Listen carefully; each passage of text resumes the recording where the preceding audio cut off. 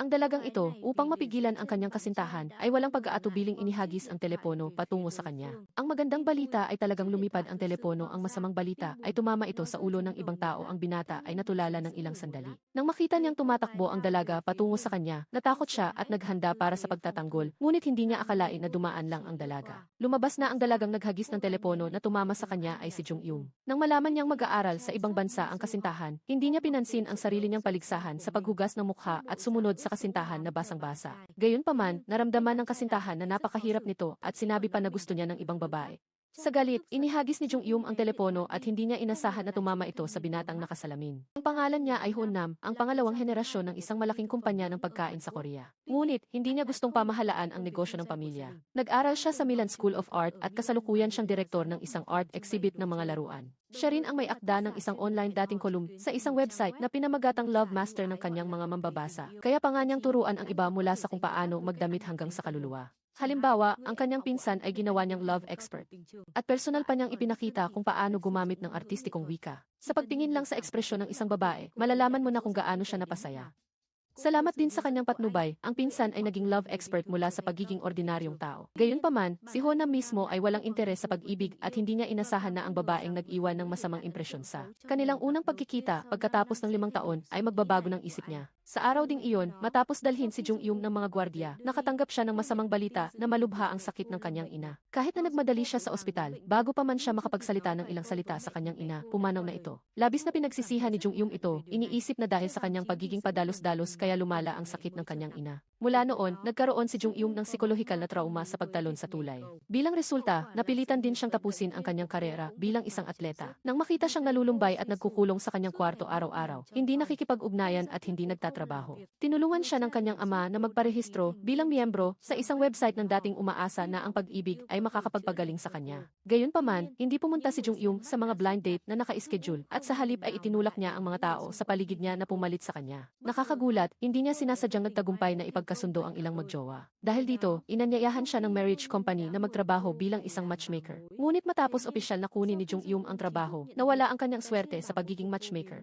at ang kanyang pagganap ay madalas na nasa ilalim ng leaderboard. Inutusan siya ng team leader na asikasuhin ang matanda, mahirap at mayaman na kliyente. Kung magtagumpay siya sa kasong ito, mapapanatili rin ang trabaho niya. Kaya, bumiyahe si Jung Yung ng malayo sa bahay ng kliyente, ginamit ang lahat ng kanyang kakayahan kasabay ng ilang maliliit na pamamaraan. At sa wakas ay nakakita ng isang blind date na bahagyang ikinatuwa ng kliyente. Ngunit, nang malapit na siyang pirmahan ang kontrata, may isang lalaki ang kumuha sa kanya ng kliyente, at iyon ay si Hunnam. Ang lalaking tinamaan ng telepono niya 5 taon na ang nakalipas. Siyempre, walang impresyon si Jung Yung sa kanya, at itinuring lamang siyang walang professional ethics na karibal. Sa pagharap sa isang gwapong lalaki tulad niya, natural na mas inuna ng kliyente si Hunnam na sinabihan si Jung Yung na maghintay sa labas. Tinaboy palabas si Jung Yung at nagtataka kung pumirma ba sila sa kontrata. Kaya, pagkatapos lumabas ni Hunnam, patuloy siyang sumunod dito. Kahit na nawala ang kontrata, kailangan niyang malaman man lang ang resulta. Gayunpaman, hindi siya pinansin ni Hunnam at sa huli ay matagumpay siyang nakawala sa kanya. Nawala ng kontrata si Jung Yung at naghanda sa pagiging sisihin, ngunit sinabi sa kanya ng team leader na labis na nasiyahan ang kliyente sa kanya. Hindi lang niya maintindihan kung bakit pagkatapos pumirma sa exhibit contract sa gallery, hindi na makita si Jung Yung. Sa oras na ito, napagtanto ni Jung Yung na nagkamali siya sa lalaking iyon. Nang maalala niya ang kanyang walang hiyang paghawak dito, labis na nahiya si Jung Yung. Umaasa lang siya na hindi na niya makikita itong muli. Kinaumagahan, narinig ni Jung Yung ang balita na gusto ng kanyang matalik na kaibigan na magpakamatay dahil sa breakup, kaya nagmadali siyang pumunta. Ngunit ang psikolohikal na trauma mula sa mga taon na ang nakalipas ay patuloy na bumabagabag sa kanya, kaya hindi siya naglakas loob na sumugod at pigilan siya. Sa oras ng kagipitan, sumigaw siya at nagtanong kung sino ang marunong lumangoy. Siyempre, pagkatapos ng ilang segundo, may nagtaas ng kamay. Naghihintay lang si Jung Yung dito at agad na tumakbo, ngunit hindi niya inasahan na si Hunnam iyon. Ang mas nakakagulat pa, nag-ehersisyo lang ito. Nang makita ni Hunnam na tumatakbo si Jung Yung sa kanya, nagkaroon siya ng masamang pakiramdam. Gaya ng inaasahan, bago niya maintindihan ang sitwasyon, itinulak na siya ni Jung Yung sa tubig. Nakakalungkot, hindi pala marunong lumangoy si Hunnam. Nang makita siyang patuloy na nagpupumiglas sa tubig, hindi alam ni Jung Yung ang sitwasyon at sinabi sa kanya na iligtas ang kanyang kaibigan. Sa oras na ito, narinig din ng kanyang matalik na kaibigan na kasalukuyang nagme-meditate sa ilalim ng tubig ang kaguluhan. Nang makumpirma niya na nakikipaglaro si Hunnam sa kanya at alam niyang hindi na niya ito kayang tiisin, mabilis siyang lumangoy patungo kay Hunnam. Hindi nagtagal, nailigtas niya si Hunnam. Sa sandaling ito, napagtanto ni Jung Yung na nagkamali na naman siya sa kanya. Nang makita si Hunnam na walang malay, nagmadali si Jung Yung na magsagawa ng sisi. Sa kabutihang palad, dahil isa siyang diver, may alam siya tungkol sa first aid.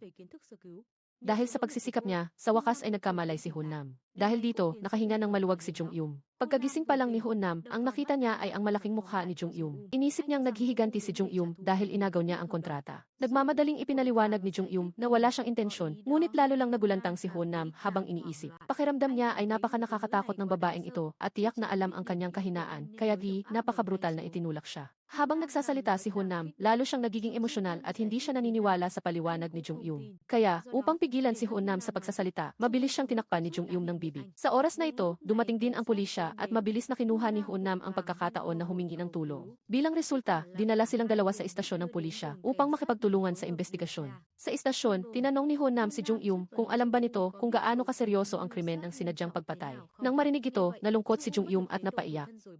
Sinabi niyang gusto lang niyang magligtas ng mga tao, ngunit hindi niya inaasahan na magiging ganito ang lahat. Balak sana ni Hunnam na kasuhan si Jung-yum, ngunit nang makita niya ang kanyang kaawa-awang mukha, sa huli ay lumambot ang puso niya at pumayag sa pag-areglo. Ang kondisyon niya ay kailangang tiyakin ni Jung-yum na hindi na ito kailanman magpapakita sa harapan niya. Mabilis na tumango si Jung-yum bilang pagsang-ayon. Pagkalabas sa istasyon ng pulisya, nagbarbeke si Jung-yum at ang kanyang kaibigan upang magpalipas ng sama ng loob. Hindi niya inaasahan na tatawag ang team leader ng department bago pa man siya makakain ng kahit isang peraso. Nang bumalik siya sa kumpanya, biglang napalibutan si Jung-yum ng isang grupo ng mga babae. Lumabas na narito sila upang magreklamo tungkol sa pinsan ni Hunnam, si Choi Jeon-soo. Sa puntong ito, nalaman ni Jung-yum na ang jerk na ito pala ang bad boy na binanggit ng kaibigan niya. Pagkatapos noon, bagaman wala siyang ginawa, kailangang harapin ni na Jung-yum at ng team leader ang sitwasyon. Mahina na ang performance ng team at ngayon ay nangyari pa ito. Gustong sakali ng team leader si Jung-yum. Sa kabutihang palad, binigyan pa rin ng kumpanya si Jung-yum ng isang pagkakataon, ngunit ang kondisyon ay kailangan niyang harapin. Ang lahat ng 0-point members sa loob ng 3 buwan. Ang tinatawag na 0-point members ay ang mga taong hindi pa natanggap ng sinuman, ibig sabihin, mga baguhan sa pag-ibig. Hindi maintindihan ni Jung-yum kung bakit hindi nila hinahanap si Choi Jeon-soo, ngunit sa halip ay siya ang pinuntirya. Sinabi ng team leader na ayaw gawin ng mga babaeng iyon dahil nagmahal na sila, kaya kailangan lang nilang kunin ang bayad. Tuluyan nang nawala ng masabi si Jung-yum at sa huli ay binigyan lang siya ng team leader ng dalawang pagpipilian mag-resign o harapin ang mga 0-point members. Siyempre, hindi tinanggap ni Jung-yum ang resulta na iyon at iginiit niyang hindi niya ito magagawa at umalis siyang galit. Pag-uwi, nagsimula si Jung-yum na galit na maghanap ng trabaho sa mga recruitment website. Hindi siya naniniwala na hindi siya makakahanap ng ibang trabaho. Gayunpaman, ang resume na inulit-ulit niyang in-edit ay walang gaanong maidagdag dahil sa kanyang kaunting karanasan sa trabaho. Wala siyang pagpipilian, kaya nagpunta siya sa SE-Bank upang magpalipas ng sama ng loob. Ngunit pagkatapos magpalipas ng sama ng loob, kailangan pa rin niyang harapin ang malupit na realidad. Sa huli, pinilit siyang yumuko ng credit card at rent. Dahil sa sitwasyon, tinawagan niya ang team leader. Ang jerk na si Choi Jeon-soo kasi hindi lang muntik nang magpakamatay ang kaibigan niya, kundi nagpabalik pa ng bayad ang lahat ng kliyente ni Jung-yum. Upang mapanatili ang mahirap na trabaho na ito, kailangang sumang-ayon si Jung-yum sa kanyang boss na harapin ang mga 0-point members sa loob ng 3 buwan. Ngunit ito ay talagang isang mahirap na misyon. Ang isa ay isang salesperson na sobrang abala at walang oras para magbanyo. Ang isa ay isang chocolate shop owner na may malubhang face blindness. At ang isa ay isang stuntman na madalas masugatan. Giúp họ thoát khỏi cảnh độc thân trong 3 tháng chẳng khác nào leo lên đỉnh Everest, cay cú, Jung-um tìm gì Lihim siyang nanumpa na kung hindi niya parurusahan ang salary na ito, papalitan niya ang kanyang apelyido. Itinulak niya si Choi Jeon-soo papunta sa rooftop kaya natakot ito at isiniwalat ang lahat ng kanyang pick-up techniques. Bukod pa rito, ang kanyang pinsan ay ang sikat na kolumnista na mainom de plume na love master. Nagdahilan pa ito na kung hindi dahil sa pagbabago ng kanyang pinsan, paano siya magtatagumpay sa panliligaw sa mukhang ito. Sa huli, inutusan ni Jung-yum si Choi Jeon-soo na humingi ng tawad sa bawat ex-girlfriend, kung hindi, sasampahan niya ito ng kaso. Gayunpaman, upang hindi na ito magtiis pa, kailangan pumayag ni Choi Jeon-soo. Pagbalik sa kumpanya, tiningnan ni Jung-yum ang love column na binanggit ni Choi Jeon-soo. Talaga nga, nalaman niya na ang nakasulat doon ay napakamakatuwiran. Dahil dito, gusto niyang hanapin ang love master na iyon, baka makatulong ito sa kanya na harapin ang mga 0-point members. Upang gawin ito, humingi siya ng tulong kay si Choi Jeon-soo, isang doktor at matalik na kaibigan na nakatira sa isang bahay. Hindi nag-atubili si Choi Jeon-soo na isakripisyo ang kanyang imahe at pumayag na magpakuha ng litrato para sa magazine editor. Dahil dito, madali rin niyang nakuha ang contact information ng may akda. Pagkatapos, pumunta si Jung-yum na may pag-asa sa address na nasa name card. Nang makita ang totoong tao, sabay silang natigilan. Sa oras na ito, dumating ang ina ni Hunnam. Naalala ang bili ng kanyang ina na ipinagbabawal ang pagdala ng babae sa studio. Nagmamadaling itinago ni Honam si Dong-um. Ngunit si Dong-um, na walang kamalay-malay sa nangyayari, ay patuloy na naging masunurin. Kaya naman, binuhat na lang siya ng direkta ni Honam. Ang kilos na ito ay nagpataranta kay Dong-um at pansamantalang hindi na siya nag-ingay. Dagdag pa, pinakiusapan siya ni Honam na manatili sa isang lugar bago siya lumabas para harapin ang kanyang ina. Nang umalis na si Honam sa kalamang natauhan si Dong-um. Talagang loka-loka sa lalaki, hindi na maaalis kahit muling ipanganak. Sa kabilang banda, matapos mahirapang ihatid ang ina, nagmadali si Honam na bumalik para tingnan kung nagkakalat si Dong-um. Sa sandaling ito, masayang pinagmamasdan ni Dong-um ang mga laro ang kinolekta ni Honam at nakikipag-usap pa sa mga ito. Pumasok si Honam at bigla siyang hinila papunta sa sofa. Kinuwestiyon niya kung bakit nagpakita ulit sa kanya si Dong-um gayong nagkasundo na sila. Wala nang nagawa si Dong-um kundi sabihin ang kanyang layunin.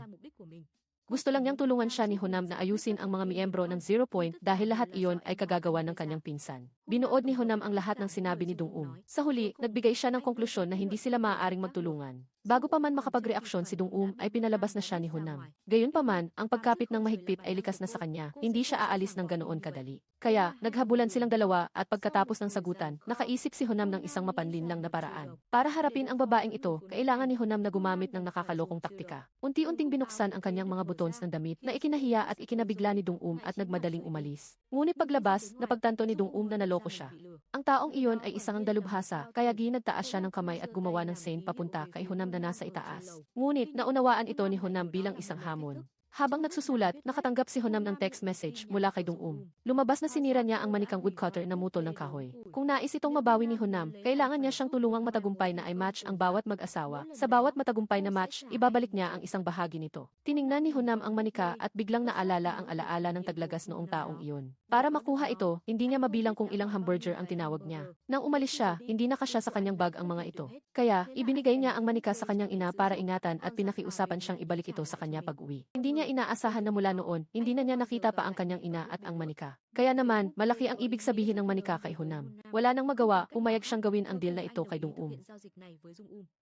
Kinabukasan, nagkataong nagkita sila sa isang tindahan ng damit. Nag-aalala si Dong-um kay Honam at tinanong kung tapos na siyang tingnan ang file ng mga miyembro ng 0 Point. Nag-alok siyang maghanap ng lugar kung saan sila makakaupo para mag-usap ng mas detalyado. Ngunit, nang bumaba siya sa hagdan, hindi siya nag-ingat at nadulas. Tinulungan siya ni Honam na tumayo, ngunit walang pakialam na sinabi ni Dong-um na mahusay siyang magbalanse. Nang marinig ito, binitawan siya ni Honam at nagbuntong hininga. Walang magawa at hindi makapagsalita. Sa totoo lang, kung hindi dahil sa manika, hindi na niya sana muling makikita ang babaeng ito. Pagkatapos, pumunta sila sa isang tindahan ng chocolate. Lumabas na ang tindahan ay kay Seong, isa sa mga miyembro ng 0 Point ni Dong-um.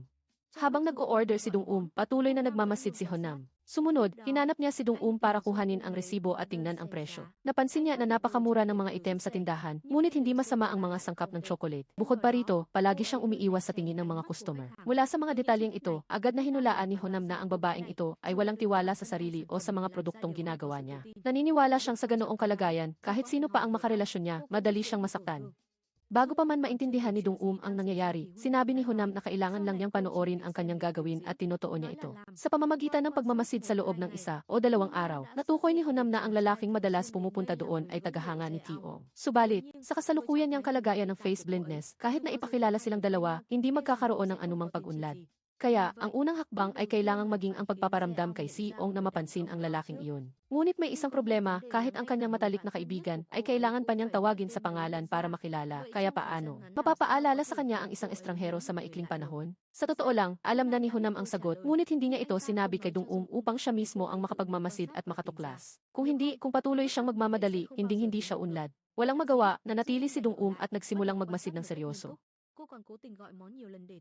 Si Seong ay hindi pa rin nakakapansin. Mula umaga hanggang gabi, hindi alam ni Dong-um kung ilang tasa ng kape ang ininom niya, ngunit wala pa rin siyang anumang palatandaan. Sa sandaling ito, lumapit si Seong para ipaalala na malapit nang magsara ang tindahan. Walang nagawa si Dong-um kundi magligpit ng gamit at maghandang umalis. Ngunit biglang lumingon si Seong at nakilala niya si Dong-um bilang ang kanyang matchmaker.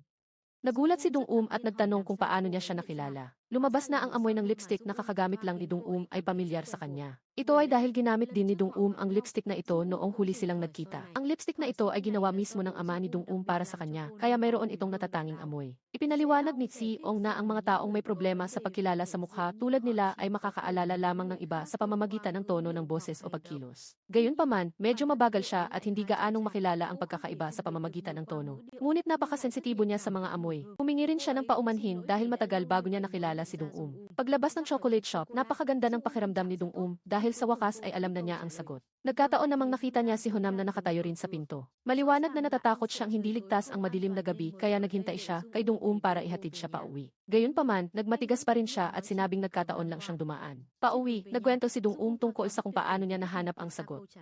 Hindi nagulat si Honam at tahimik lang nakinig. Pagkatapos, kumuha siya ng isang libro na tungkol sa face blindness. Lumabas na sa loob lamang ng 2 araw. Hindi lang niya natapos basahin ang libro, kundi maingat pa siyang nagtala. Ito ang dahilan kung bakit niya agad nalaman ang sagot. Dahil din dito, humanga si Dong-um sa kanyang kakayahan sa pagmamasid at pag-aaral. Kinabukasan, nakilala ni Honam si Ti-ong bilang curator ng gallery. Sinabi niya kay Si-ong na ang tema ng exhibit sa pagkakataong ito ay tungkol sa childhood heart at memories. Nais niyang hilingin sa kanya na gumawa ng ilang chocolate artworks para i-display. Alam ni Honam na tiyak na tatanggi si Ti-ong, kaya nag-research siya ng maaga at nalaman niyang nanalo si Ti-ong ng award sa isang international na event. Bagamat di gawa iyon noong estudyante pa siya, ang kailangan ng kanilang exhibit ay mga likhang gawa mula sa purong puso tulad niyon. Sa buong pag-uusap, walang labis na pagpuri, tanging taos pusong katapatan ang namayani. Sa huli, pumayag si Ti-ong. Nais ni Honam na gamitin ang exhibition para tulungan si Ti-ong na muling makuha ang kanyang kumpiyansa. Dahil sa ganoong paraan lamang siya magbubukas ng kanyang puso at magsisimula ng isang bagong relasyon. Pagkatapos, pumunta si Honam sa katabing bookstore at sinabi sa may-ari na naghahanap siya ng libro tungkol sa face blindness at sadyang binanggit na mayroon siyang kaibigan na may face blindness. Dahil gusto pa niyang maintindihan ang kaibigan niya, gusto niyang bumili ng libro tungkol sa paksang ito para basahin. Idinagdag pa niya, ang kaibigan na iyon ay ang may-ari ng chocolate shop sa malapit. Nang marinig iyon mula kay Honam, nalaman ng may-ari ng bookstore na may dahilan pala kung bakit palagi siyang malamig sa kanya. Nagdamdam siya dahil palagi niyang sinisisi ang babae sa kanyang isip at nagpa siya na simula ngayon ay maghahanap siya ng paraan para maalala siya ni Ti-ong. Sa huli, ibinigay ni Honam ang invitation sa exhibition sa kanya. Nagawa na ang lahat ng kailangan at ang natitira na lang ay ang kanilang tadhana. Nang magkita sila sa exhibition, nag-aalalang nagtanong ang may-ari ng bookstore kay Si-ong kung naaalala pa siya nito. Nag-isip si Si-ong at taos pusong sinabing naaalala niya ito dahil may amoy itong eucalyptus sa kanya. Sa wakas, masayang tinanggap ni Ti-ong ang imbitasyon ng may-ari ng bookstore na samahan siya sa panonood ng stage performance. At si Honam, na nasaksihan ang lahat ng ito, ay tila naunahan na ang kinalabasan. Ang pag-ibig na tila dumarating ng biglaan ay sa katunayan ay naipon ng paunti-unti. Kapag maingat na inaalagaan, darating din ang araw na mamumulaklak. Tama nga, habang naglalakad-lakad sina Dong-um at Honam, nakatanggap sila ng mensahe mula kay Si-ong na nagpapaalam na maaari nang alisin ang kanyang personal na impormasyon mula sa dating website. Kung sa bagay, narinig niya na iyon ay isang teknik para matukoy ang kapasidad sa pag-ibig at maaari pang ang gamitin ito para husgahan ang love history ng kabilang partido. Inisip ni Dong-um na niloloko lang siya ulit ni Honam. Hindi siya naniniwalang may ganoong mahika. Kaya, kusa siyang lumapit at hinalikan si Honam. Nagulat si Honam, ngunit hindi siya nagtulak palayo. Sa halip, hinila niya ito para sa mas malalim na halik. Pagkatapos ng ilang mahabang minuto, natapos na ang dalawa sa kanilang verification. Para itago ang kanilang kahihiyan, iginiit nilang napaka-normal lang ng kilos na iyon. Pagkatapos, tinanong ni Dong-um si Honam kung nakita ba niya ang kanyang love history. Nag-alinlangan si Honam ng kaunti, ngunit sinabi pa rin niya dahil hindi alam ni Dong-um na nandoon din si Honam 5 taon na ang nakakaraan nang makipaghiwalay siya, kaya nang marinig niya ang sinabi nito. Nagulat siya. Sa sandaling ito, dumating si Dong-su, kaya nagdahilan si Honam para umalis. Gayunpaman, hindi na makabalik sa katinuan si Dong-um. Kahit pagkatapos bumalik sa gallery kasama si Dong-su, walang malay siyang naghahanap sa anino ni Honam. Ang mga mata nilang nagkakasalubong ang hindi sinasadya ay tila nagdagdag pa ng kaunting pagmamahal kaysa dati. Bagamaki sinabi ni Honam kanina na hindi sila seryoso, hindi niya alam na umuugnay na siya kay Dong-um. Noong araw na iyon, nang makita niya si Dong-um na nakikipaglaro sa mga bata, biglang nagbago ang pananaw ni Honam sa babaeng ito. Ang ngiti niya ay tila may mahika na nagpagaan ng kanyang pakiramdam. Nang protektahan ni Dong-um ang mga bata at hindi sinasadyang natumba ang mga teddy bear na inayos ng mga staff nang may hirap, nagkunwari siyang galit na galit. Upang mabayaran ang pinsala, pinapirmahan pa niya si Dong-um ng isang blank contract. Dahil dito, anuman ang hilingin ni Honam sa kanya, kailangan niyang pumayag. Ngunit sa totoo lang, ang mga teddy bear na ito ay pawang peke at nasigurado na, kaya walang pinsalang naidulot. Gayunpaman, hindi maiwasan ni Honam na gusto niyang asarin si Dong-yung. Kinagabihan, matapos ihatid si Dong-yung sa bahay at makita si Junsu na naghihintay sa kanya, bigla siyang nakaramdam ng hindi maipaliwanag na pagkadismaya. Maya-maya, lumabas si Dong-yung na nakasuot ng isang simpleng magandang evening gown at hindi naalis ang tingin ni Honam sa kanya. Nang sabihin ng host na ibibigay niya ang baukwet ng rosas sa kamay niya sa ginang na makakasama niya sa gabing iyon. Malinaw na papunta si Honam kay Dong-yung ngunit nang makita niya si Dong-yung na nakaakbay kay Junsu. Lumapit siya sa ibang ginang. Kitang-kita ang pagkadismaya sa mukha ni Dongyung. Hindi rin inasahan ni Honam na si Dongyung ay nakaakbay kay Junsu dahil masakit ang kanyang paa sa pagsusuot ng matataas na takong. Hindi nakatulog si Dongyung noong gabing iyon. Patuloy niyang kinukumbinsi ang sarili na ang susunod na pagkikita nila ni Honam ay para lamang iabot sa kanya ang bahagi ng manika. At si Honam naman sa kabilang panig ay labis ding nainis. Bahagya pa nga siyang nagsisisi kung bakit niya sinabi ang mga salitang iyon. Kinaumagahan, balisa si Dongyung na nagpunta sa studio ni Honam. Dahil matagumpay siyang nakatulong sa pagtutugma ng mag-asawang Aong, kailangan niyang pumunta ngayon para iabot sa kanya ang bahagi ng manika. Gayunpaman, si Dongyung ay panay ang lakad pabalik-balik sa pintuan at hindi naglakas loob na pumasok. Simula noon, kakaiba ang nararamdaman niya. Sa sandaling ito, biglang lumabas si Honam. Lumapit siya kay Dongyung at tiningnan siya ng seryoso. Sinabi ni Honam na ang fenomeno na ito ay tinatawag na primacy effect. Ibig sabihin ang unang impormasyon na natanggap ay magkakaroon ng napakalaking epekto sa pagbuo ng pangkalahatang impresyon sa mga susunod na impormasyon. Naalala ni Dongyung na ang unang taong nakilala ni Doji ay si Kim Jeon, ngunit pagkatapos noon ay tinanggihan niya ito. Hindi naging masaya ang una nilang pagkikita dahil dati, nang ipakita ni Dongyung kay Doji ang larawan. Sinadya niyang itiklop ng bahagya ang ulo ni Kim Jeon, kaya hindi alam ni Doji na si Kim Jeon ay isang Mediterranean na tao. Hindi niya inaasahan na may ganoong kalaking pagkakaiba ang larawan at ang tunay na tao, kaya umalis siya ng galit at hindi man lang nagtanong. Bilang isang hermit poet, si Kim Jeon ay napakahalaga sa kagandahang asal. Kaya naman, direkta niyang tinawag si Doji at pinagalitan siya. Napatahimik si Doji sa sinabi niya at siya rin ang unang taong naglakas loob na makipag-usap kay Doji sa ganoong paraan. Ngunit naniniwala si Honam na ang pag-ibig ay mahiwaga. Marahil ay nahuli na ni Kim Jeon si Doji at iminungkahi niyang magkita silang muli. Sa lahat ng paraan, napapayag nila si Doji na sumama sa bahay ni Kim Jeon.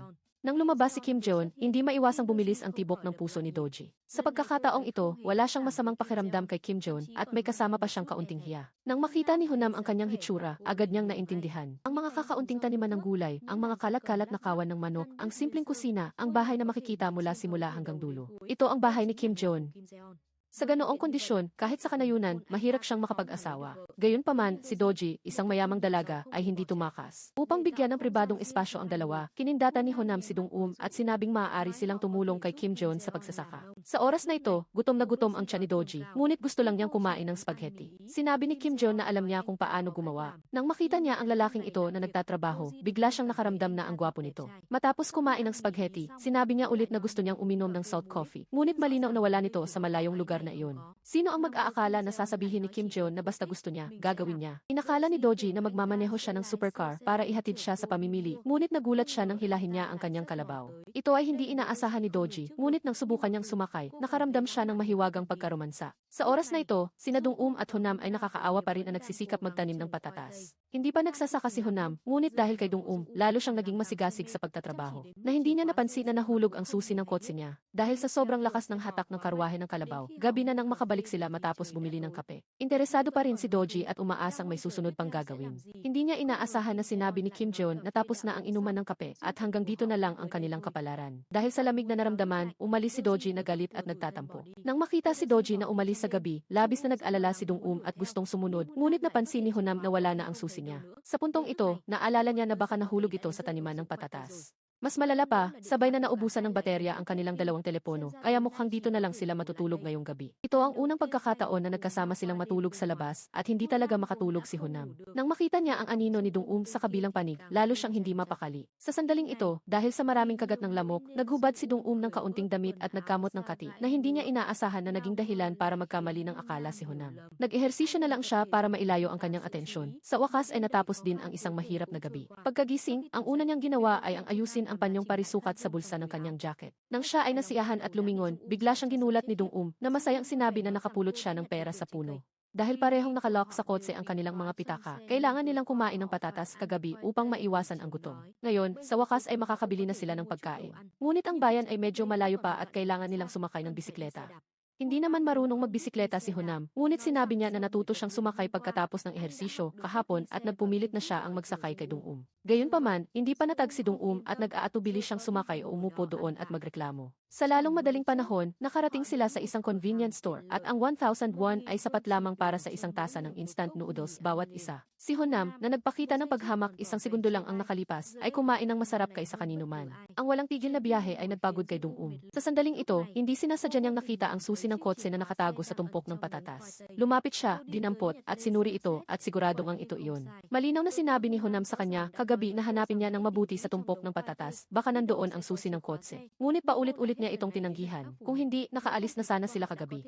Kaya nakiusap si Dong kay Honam na huwag siyang iwan. Ngunit walang emosyon na nagmaneho paalis si Honam. Nang si Dong ay labis na walang masabi, biglang huminto si Honam. Pagkatapos ng isang nakakalokong ngiti, umatras siya. Pagbalik sa studio, hiniling ni Honam sa kanyang pinsan na tulungan siyang dalhin ang kanyang mga damit sa dry cleaning. Hindi niya alam na unti-unti na siyang naimpluwensyahan ni Dong. Dati, hindi pa siya kumakain ng instant noodles. Dahil lang sa kumain siya nito minsan kasama si Dong, bigla siyang bumili ng instant noodles pa uwi. Dahil dito, natakot ang kanyang pinsan at napagkamalan ang shower na telepono. Si Dong ay paminsan-minsan pa ring pumupunta para magtanong kay Honam tungkol sa mga issue sa trabaho, at ang tingin ni Honam sa kanya ay malinaw na mas malambing kaysa dati. Sa totoo lang, napansin din ng kanyang pinsan ang kakaibang pag-uugali niya na sinasabing iba ang pakikitungo niya kay Dong kumpara sa ibang tao. Si Honam, na nabasa ang kanyang damdamin, ay patuloy na nagtanggi. Isang love expert na tulad niya kung para lang makuha ang manika. Hindi ba di napakasimple lang? Hindi na kailangang mag-aksaya ng oras na mangako na tutulungan si Dong sa kanyang trabaho. 9 times out of 10, gusto na niya ito. Ngunit ano ang gagawin? Pakiramdam ng kanyang pinsan ay hindi interesado sa kanya ang babaeng iyon. Nang marinig iyon,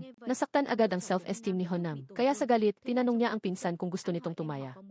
Pustahan na magtatagumpay siyang ipursu si Dong at pagkatapos ay iwanan ito. Ang taya ay isang blanko na kontrata. Sa huli, pumayag din ang pinsan. Isang kolumnist na dalubhasa sa pagtuturo sa iba kung paano makipag-date. Ngunit nang siya mismo ang manligaw sa isang babae, siya ay parang isang walang muwang na tanga. Huminga lang ng bahagya si Dong at hinubad na niya ang kanyang silk scarf at ibinigay sa kanya. Sabi niya ay para isuot kapag malamig. Ang mahalaga, hindi naman masyadong mainit ang bagay na ito. Ngunit hindi rin pinayagan ni Dong na tumanggi. Sabi niya ay mura lang ito at hindi kailangang pansinin. Nang makita si Dong na umalis, bumalik na siya sa bahay ng may kasiyahan. Kinagabihan, habang kumakain si Dong kasama si Junsu, nagreklamo siya na sumasakit ang ulo niya dahil sa mga 0 point na miyembro kamakailan. Ang benta ay nakakalungkot din dahil dito, hindi niya maintindihan kung bakit ayaw sumakay sa kotse ni Junsu, isang espesyal na aklas na miyembro. Gusto niyang iset up siya. Sa ganitong paraan, tataas ang benta, ngunit tumanggi si Junsu, sinabing marami pa siyang gagawin sa bahay. Pagdating dito, napansin ni Junsu ang silk scarf sa bag ni Dong. Naramdaman niya ang selos. Sinabi niya kay Dong na ibigay sa kanya ang scarf. Tumanggi muna si Dong. Ngunit nang pag-isipan niyang mabuti, sinabi ni Honam na mura lang ito, kaya siguro hindi mahalaga. Sa oras na ito, kumakain si Honam ng instant noodles. Malinaw na parehong brand, ngunit naramdaman niya na hindi pareho ang lasa kapag kinakain niya ito kasama si Dong. Siguro dahil hindi siya nagbisikleta bago kumain kaya hindi masarap. Kinabukasan, nag-ehersisyo si Junsu. Nang marinig niya si Dong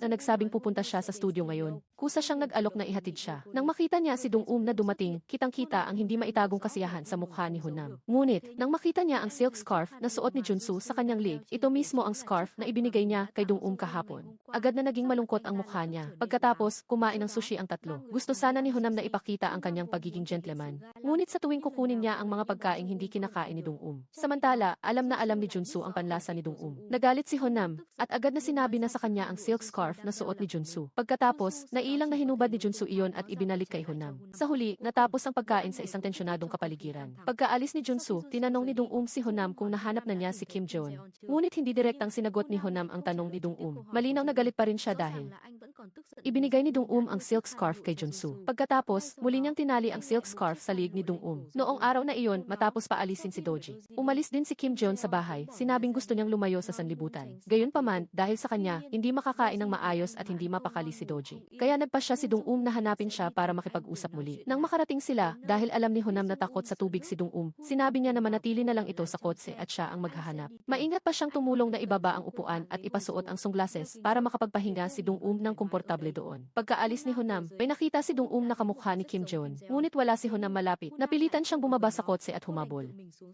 Sa huli, nahuli pa rin siya ng isang hakbang. Kanina, abala lang siya sa pagtakbo. Hindi niya inaasahan na nakasakay na siya sa bangka. Sa sandaling ito, natakot siyang kumapit ng mahigpit sa railings. Hindi pa rin niya malampasan ang kanyang takot sa tubig. Nang siya ay nag-aalala at pinagpapawisan ng malamig. Sa pagkakataong ito ay hindi nila siya nahanap. Kailangan nilang maghanap muli kay Kim Jon sa ibang araw. Inanyayahan ni Honam si Dong na manatili upang kumain ng instant noodles bago umuwi. Nag-alinlangan si Dong ng kaunti at pagkatapos ay pumayat. Hindi inaasahan na sa kalagitnaan ng pagkain, dumating si Jaeyong kasama ang matalik na kaibigan ni Dong. Natakot si Honam na baka mag-ingay si Dong at makaistorbo sa kanila, kaya dali-dali niya itong itinulak sa isang tagong lugar. Ngunit hindi niya maiwasang tumingin. Malinaw na dati ay parang aso di pusa ang dalawa. Ngunit ngayon, ang matalik nilang pag-iibigan ay ikinagulat nilang dalawa, buti na lang at hindi sila nagtagal. Kung hindi nila alam kung hanggang kailan sila magtatago. Marahil ay naimpluwensyahan ng pinsan. O baka dahil sa mataas na tensyon sa paligid. Hindi na rin napigilan ni Honam ang kanyang sarili. Nagtapos sa isang kapanapanabik at exciting na gabi. Nagpaalam ang dalawa at umuwi. Ang mood ni Honam ngayong gabi ay lalo ring maganda. Kinabukasan, bago pa sumikat ang araw, gumising na si Dong at nag-ayos. Hindi dahil sa may mahalagang lakad, kundi dahil makikipagkita lang siya kay Honam. Dahil nagsimula na siyang magmalasakit, binibigyan niya ito ng espesyal na atensyon. Maingat pa siyang bumili ng almusal para kay Honam at nagplano na maagang pumunta upang sorpresahin siya. Ngunit nang itulak niya ang pinto at pumasok, nakita niya ang isang maganda at bata pang babae na nakahiga sa sofa. Nang marinig ang mga salitang iyon, nalito si Dong at hindi alam ang gagawin. Sa sandaling ito, si Honam, nakatatapos lang mag-ehersisyo sa umaga, ay bumalik din tiningnan niya ang almusal sa sahig at pagkatapos ay ang babae. Agad niyang naintindihan ang lahat. Ngunit hindi niya alam kung paano ipapaliwanag kay Dong. Nagalit si Dong dahil hindi nagsalita si Honam at umalis. Sinabi ni Honam sa babae na magsuot pa ng damit at sumunod dito. Sa isip ni Dong, patuloy na umaalingaw ang sinabi ng babae. Hindi niya alam kung ano ang ibig sabihin ni Honam. Kung may kasintahan na siya, bakit pa siya pumunta upang makipaglaro sa kanya? Naabutan ni Honam si Dong at gusto niya itong sumakay sa kotse. Naghihintay talaga si Dong ng paliwanag mula kay Honam, ngunit nanatili itong tahimik. Kaya, hindi niya pinansin ito at nagpatuloy sa paglalakad. Sumusunod lang si Honam sa tabi dahil mabagal ang takbo ng kotse. Hindi nagtagal ay nagdulot ito ng traffic. Nakilala ng mga driver sa likuran na nag-aaway ang mag-asawa, kaya sabay-sabay nilang sinabihan si Dong na sumakay na sa kotse. Sa una, hindi na tinag si Dong ngunit dahil sa pagpupumilit ni Honam. At ayaw niyang magdulot ng abala sa mga tao sa paligid, wala siyang nagawa kundi sumakay sa kotse. Sa loob ng kotse, pareho silang walang imik. Sa huli, si Dong ang unang pumutol sa katahimikan.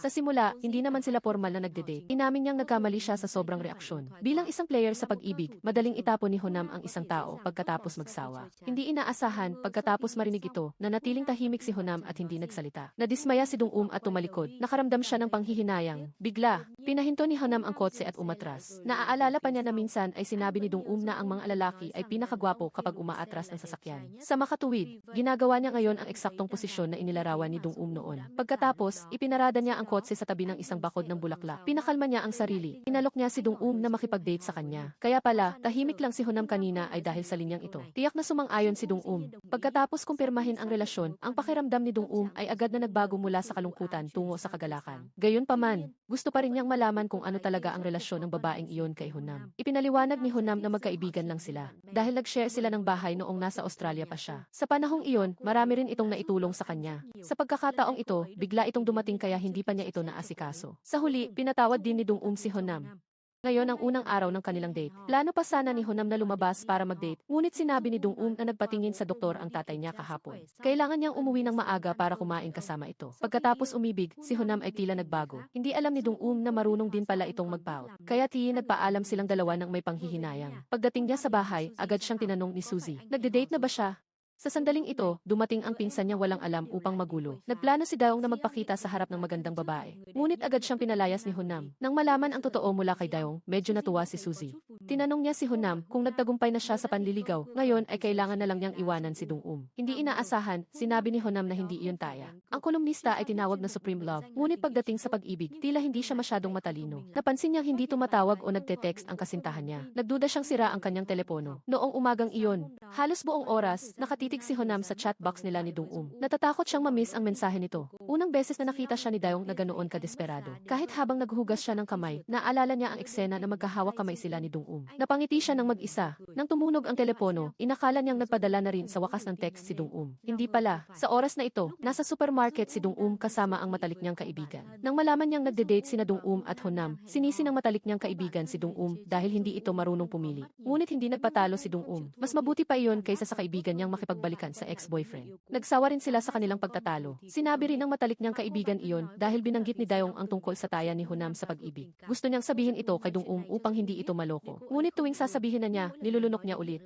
Sa huli, pinayuhan lang niya si Dong na maging maingat. Samantala, napansin din ni Junsu na pinalitan ni Dong ang kanyang profile picture. Ang larawan ay nagpapakita rin ng isang taong in love. Naalala niya na dati ay hindi sinasadyang nabanggit ng editor. Na ang gabing hindi umuwi si Dong ay kasama pala si Honam. Naramdaman niyang hindi na niya maaaring ipagpaliban lumiban pa ang pag-amin niya. Kaya, inanyayahan niya si Dong-um na uminom. Gusto niyang gamitin ang truth or dare na laro upang kumpirmahin kung nagde-date nga ba talaga sina Dong-um at Honam. Ngunit mas gugustuhin pa ni Dong-um na maparusahan kaysa sabihin ang totoo. Sa huli, sinabi pa rin ni Junsu ang mga salita na matagal na niyang tinago sa kanyang puso. Palagi namang itinuturing ni Dong-um na matalik na kaibigan si Junsu. Ang biglaang pag-amin ay nagpabigla sa kanya. Pagkatapos ng pag-iisip, sinabi niya na may gusto na siyang iba, kahit na inaasahan na ito ni Junsu. Ngunit masakit pa rin sa kanya ang marinig ito mula kay Dong-um. Mula nang masabi ang totoo, naging awkward ang pakikitungo nila sa isa't iisa. Naramdaman ni Junsu na tila sinasadya siyang iniiwasan ni Dong-um. Labis din itong ikinalungkot ni Dong-um. Kahit pagkatapos ng trabaho, ayaw niyang umuwi ng maaga. Hindi niya alam kung paano haharapin si Junsu. Sa sandaling ito, hinila ng isang bata ang bag ni Dong-um. Pagkatapos ay binigyan nito si Dong-um ng maliit na piraso ng papel. Nang buksan, nakita niyang may nakasulat na kakaibang pangungusap. Pagdaan sa isang barbershop, binigyan ulit ng may-ari si Dong-um ng isa pang maliit na piraso ng papel. Kahit ang may-ari ng kimbap shop ay binigyan siya ng isa pang piraso at may kasama pang isang rolyo ng kimbap. Lubos na nalito si Dong-um. Bakit puro ganitong papel ang nakukuha niya? Pagdating sa supermarket owner sa intersection, sa pagkakataong ito, bukod sa maliit na papel,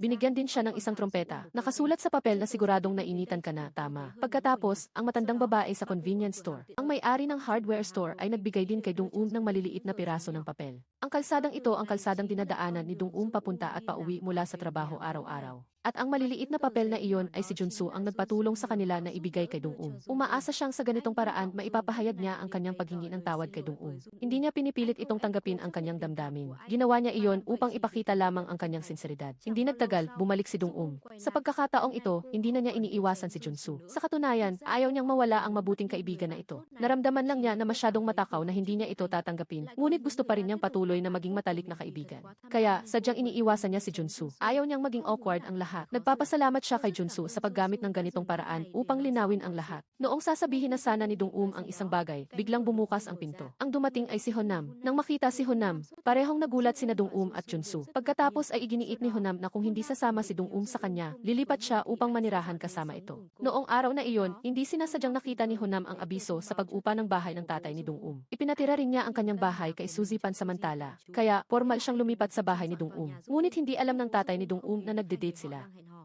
Ang pagdating ni Honam ay naging dahilan upang humanap ng paraan si Junsu para hindi sila mapag-isa. Puno ng tensyon ang tagpo sa pagitan ng dalawa nang magkita sila. Nang asar si Junsu na inamin niya ang kanyang pag-ibig kay Dong-um kahapon. Hindi nag-abala si Honam at nang uyam na tama lang. Dahil nagkataon iyon ang araw ng date nila ni Dong-um. Sa pagkakataong ito, ganap na nanalo si Honam. Pagdating ng gabi, gusto ni Honam na palihim na lumabas para makipag-date kay Dong-um. Dahil nasa ilalim na sila ng iisang bubong, siguradong madali lang silang magkita. Hindi inaasahan, nagbabantay si Junsu sa pinto. Sa kabilang banda, napilitan si Honam na magdahilan na pupunta sana siya sa banyo, ngunit ayaw na niya, kaya malungkot siyang sumara ng pinto. Sa kabilang banda, tuwang-tuwa si Dong-um sa pag-iisip na makikita na niya ang kanyang kasintahan araw-araw mula ngayon. Noong excited siyang lalabas para hanapin si Honam, nahuli rin siya ni Junsu na nagbabantay sa pinto. Kaya, nag-text si Honam kay Dong-um na huwag muna itong matulog dahil gusto niyang makita kung gaano katagal makakayanan ni Junsu na magpuyat. Ang dalawang tuso ay naglaban ng talino at lakas loob buong gabi at pareho silang magaling. Sa huli, si Junsu ang unang sumuko. Sinamantala ni Honam ang pagkakataon para lumabas ng palihim. Sa wakas ay nakapag-date rin silang dalawa ayon sa kanilang gusto. Inamin ni Honam kay Dong-um na medyo nag-aalala siya na ang kanyang kasintahan ay nakatira kasama ng isang lalaki na nag-amin ng pag-ibig sa kanya. Ang kawalan ng katiyakan ay kitang-kita sa kanyang mukha, kaya nalungkot si Dong-um. Tiniyak niya na kaibigan lang ang turing niya kay Junsu at hindi sila lalampas sa limitasyon. Kinaumagahan bago pumasok sa trabaho, pumasok si Junsu sa kwarto ni Honam upang tingnan. Nang makita na walang tao, umalis siya ng panatag. Para kay Honam, palagi siyang nag-iisip ng lahat ng paraan upang makaiwas sa paningin ni Junsu. Nag-almusal si Junsu at Dong-um at hinatid siya sa trabaho. Minsan ay hinahalikan pa siya ni Dong-um sa pisngi na nagpapasaya sa kanya sa tuwing naiisip niya ito. Sa panahong ito, si Suzy, na nakakaalam ng tungkol sa taya ni Honam at Dayong, ay ilang beses nang nang-asar kay Dong-um. Ngunit sa kabutihang palad, hindi pa rin niya sinasabi ang tungkol sa taya dahil sinabi ni Honam kay Dong-um na ang relasyon niya at ni Suzy ay katulad ng relasyon nila ni Junsu. Kaya kahit medyo nag-aalala si Dong-um, sinubukan niyang panatilihin ang paggalang sa pag-ugali kay Suzy. Gayunpaman, ang lihim ay hindi maaaring maitago ng matagal. Noong araw na iyon, nagdiwang si Dong-um ng kaarawan ng kanyang matalik na kaibigan. Ikinuwento niya sa kanyang matalik na kaibigan na nakatira si Honam sa bahay nila. Hindi inakala ng kanyang kaibigan na ganoon pala ka-agresibo si Honam na halos umakyat na sa bahay ng isang tao para manligaw. Hindi na talaga siya makatiis. Ayaw niyang maakit si Dong-um sa lalaking iyon, kaya nagpasya siyang sabihin ang totoo. Pagkatapos ng trabaho, patuloy na tumatawag si Honam, ngunit hindi sinasagot ni Dong-um ang tawag. Sa oras na ito, nag-iisa si Dong sa kanyang kwarto at paulit-ulit niyang naaalala ang sinabi ng kanyang matalik na kaibigan. Naalala ni Dong ang mga nakaraang araw na kasama niya si Honam magkasamang nagbabad ng plum, nagtanim ng patatas, nagbisikleta at nagmasid ng mga bituin. Niyayakap siya nito ng mahigpit kapag mahina siya at seryosong sinasabi na hindi niya pwedeng ibigay sa iba ang mga bagay na binigay niya rito. At naaalala rin ito ang bawat salita niya. Posible bang lahat ng ito ay kasinungalingan? Sa pag-iisip nito, kinabukasan, nakipagkita si Dong kay Honam upang makipaghiwalay. Ngunit sa totoo lang, matagal na siyang mahal ni Honam. Ang tinatawag na taya ay isa lamang dahilan na ginawa niya para sa kanyang mapagmataas na sarili. Ngunit ang katotohanan ay katotohanan pa rin. Sa huli ay hindi lang siya sinuntok ni Junsu, kundi pinilit pa siyang lumipat mula sa bahay ni Dong Gayunpaman, hindi susuko si Honam kay Dong dahil dito. Pagkaraan ng isang buwan, bumalik pa siya para uminom ng plum wine na sabay nilang inimbak upang muling manligaw kay Dong Sinimulan pa ni Honam na muling pag-aralan ang kulong ng pag-ibig na isinulat niya mismo, at sinubukang isagawa ang mga teorya na iyon. Ang unang taktika ay ang mag-pout, na halatang hindi gumana. Ang pangalawang taktika ay ang biglaang pisikal na kontak upang makapagparamdam ng kuryente. Hindi rin gumana ang taktikang ito. Ang pangatlong taktika ay ang patuloy na patawanin ito. Bigurin ang taktikang ito. Ang pang-apat na taktika ay ang walang kondisyong paghingi ng tawad. Ngunit hindi na tinag si Dong sa halip ay tinawag pa siyang parang bata. Nalaman ni Honam sa wakas na ang mga pamamaraan na isinulat niya mismo ay pawang mga teorya lamang na naglilin lang sa iba. Pagkatapos ng pagsisikap na tulungan sina Yuji at Shuun na maging magkarelasyon, nakita niyang maganda ang mood ni Dong Inisip ni Honam na ito ay isang magandang pagkakataon upang makipagbati. Kaya nagpasya siyang hanapin si Dong upang makipag-usap ng maayos. Hindi niya inaasahan na ibibigay ni Dong ang lahat ng natitirang bahagi ng manika sa kanya. Lubos siyang nagpapasalamat sa tulong nito sa nakalipas na panahon. Mula ngayon, estranghero na sila. Kung walang mahalagang dahilan, wag na silang magkita. Hindi inaasahan ni Honam na ginugol niya ang buong araw sa pagtatrabaho kasama ito at patuloy na nag-iisip ng paraan upang makipagbalikan dito. Ngunit ito ang natanggap niyang resulta. Ngunit ang madaling pagsuko ay hindi niya estilo. Napansin niya na ang manika na ibinigay sa kanya ni Dong ay kulang ng puso. Kaya, ginamit niya ito bilang dahilan upang hanapin si Dong Naalala ni Dong na baka hindi niya sinasadyang nawala ito at tiniyak niya na tutulungan niya itong hanapin. Sinamantala ni Honam ito at ginaya ang tono ni Dong nang nagmungkahi itong makipaghiwalay. Sinabi niya na magkaibang tao sila, kaya paano siya maniniwala sa sinabi niya. Kaya si Honam ay nagpakita sa lahat ng lugar kung nasaan si Dong na ginamit na dahilan ang pagbabantay sa kanya upang hindi siya magtangkang tumakas sa utang. Kahit hindi nagpakita ng pagkakaibigan si Dong patuloy pa rin siyang sumusunod, naghahanda ng ibang uri ng tsaa sa hapon para sa kanya. Bagamalgi ang mga inihanda niya ay napupunta pa rin sa tiyan ng mga kasamahan niya, hindi pa rin siya nag-aalala. Upang madalas niyang makita si Dong si Honam ay naging isang super pa ng kumpanya ng matchmaking kung saan siya nagtatrabaho. Bagamat di ayaw ni Dong na tanggapin siya, hindi niya maaaring suwayin ang utos ng kanyang superior. Kaya kailangan niyang sumunod sa karaniwang proseso. Nang tanungin kung anong uri ng babae ang gusto niya, sinabi ni Honam nang walang pag-aalinlangan na gusto niya ang isang tulad niya. Nang akmang hindi na makontrol ni Dong ang kanyang galit, pumasok ang pinuno ng grupo. Para sa isang malaking client na tulad nito, natural na kailangang subukang mapaluguran siya. Sinamantala ni Dong ang pagkakataon na bigyan siya ng pinuno ng grupo ng ibang regalo at palihim siyang umalis. At si Suzy, matapos malaman na nagparehistro rin si Honam bilang miyembro sa kumpanya ng matchmaking, ay humingi ng tulong kay Dong upang ayusin ang isang blind date para sa kanilang dalawa. Dahil matagal nang ipinarehistro siya ng tatay ni Suzy upang maikasal siya, ngunit noon pa man ay lagi siyang naghahanap ng mga dahilan upang tanggihan ang mga blind date. Ngayon, sa wakas ay nakuha na niya ang pagkakataon. Tiningnan ni Dong ang personal na profile ni na Suzy at Honam. Ang dalawang ito, maging sa pamilya o personal na kondisyon, ay napakaangkop. Ito ay lalo pang nagpadama kay Dong na tama ang paghihiwalay niya kay Honam. Nang makita si Dong na dumating upang hanapin siya, hindi maitago ni Honam ang kagalakan sa kanyang mukha. Gayunpaman, dumating lamang si Dong upang sabihin sa kanya na ang kanyang blind date ay naayos na. Nang marinig ito, agad na naging malungkot ang mukha ni Honam. Ngunit upang magselo si Dong pumayag pa rin siyang mag-blind date. Pagdating sa lugar ng appointment, hindi inasahan ni Honam na si Suzy ang kanyang blind date. Wala siyang interes dito, nag-aalala lang siya kung ano ang sinabi ni Suzy kay Dong Sinabi ni Suzy na si Dong ang nag-ayos ng lahat at wala siyang sinabi. Kaya, tinawagan ni Honam si Dong at tinanong kung bakit hindi pa siya dumating. Hindi ba dapat may kasamang broker ang unang blind date ng isang member? Sa kabilang dulo ng linya, nagmamadaling tumatakbo si Dong hindi nag-iingat sa daan, kaya muntik na siyang masagasaan ng isang motorsiklo. Dahil sa pag-aalala para sa kanya, iniwan ni Honam si Suzy at tumakbo palabas. Noon, iniwan din siya ng kanyang ina magpakailanman dahil sa isang aksidente sa sasakyan, kaya takot na takot siyang mangyari ang masama kay Dong Hanggang sa makita niya si Dong saka lang gumaan ang mabigat na puso ni Honam. Mabilis na tumakbo si Hunam patungo kay Dong at mahigpit siyang niyakap. Sa unang pagkakataon, nakita ni Dong si Hunam na umiiyak ng ganoon kasakit. Ang eksenang ito ay nasaksihan din ni Suzy mula sa kabilang kalsada. Alam niyang natalo na siya, kaya pinili niyang umalis. Samantala, kahit na ginawa na ito ni Hunam, hindi pa rin gumalaw ang puso ni Dong. Ngunit si Hunam ay may isapat na pasensya para sa kanya. Naghintay siya mula umaga hanggang gabi, mula sa araw na maaaraw hanggang sa araw na umuulan. Matapos ihatid si Dong sa bahay, hindi makakilo si Hunam sa labas ng pinto niya. Sa mga nagdaang araw, naunawaan na rin ni Hunam na pagkatapos ng panloloko, ang kailangan ni Dong ay isang pakiramdam ng seguridad. Hindi siya hindi nagmamahal kay Dong, kulang lang siya ng lakas ng loob na ipahayag ito. Dahil noon, sinabi sa kanya ng kanyang ina ang tatlong salitang iyon at pagkatapos ay umalis na magpakailanman. Kaya, ang tatlong salitang mahal kita ay masyadong mabigat para sa kanya. Lalong lumalakas ang ulan sa labas, si Dong sa loob ay nag-aalala at naguguluhan. Sa huli, ang rason ay hindi nagtagumpay sa emosyon.